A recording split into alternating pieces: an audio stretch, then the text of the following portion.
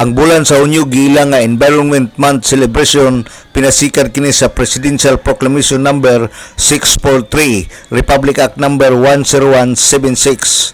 Ang Department of Environment and Natural Resources miduyog sa pagsaulog pinagi sa ilang mga activity sama sa pagpananom og kahoy, coastal cleanup uban sa mga nagkadayang ahensya sa gobyerno. Ang maong selebrasyon nagtumong sa kinatibuk ang pagprotektar sa atong kinaiyahan. Sa nakalabay nga Hunyo 20, 2026, ang buhatan sa DNR kauban ang Solid Waste and Environment Management Office ning Dakbayan ang mipahigayon og pagpananom og mga seedlings sa kahoy nga nara nga mokabat sa 50 ka seedlings nga gitisok kini palibot sa landfill area og sa daplin sa creek sa barangay Kinuman Norte.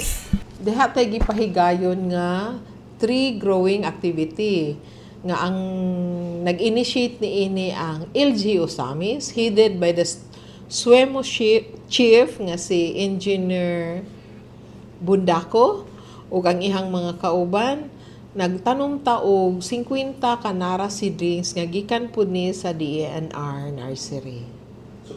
Si Ma'am Elizabeth Gran, Community Environment and Natural Resources. Ang maong kalihukan ang gisalmutan kini sa mga kawani sa Solid Waste and Environment Management Office, Department of Environment and Natural Resources. Alang sa DXDD Radio Kampana, ang radyo sa simbahan, WD45 Dudong Barcaminto, muduyog sa ka-75 nga jubileo sa simbahan sa Archdiocese sa Osamis Danag, Sarakbayan.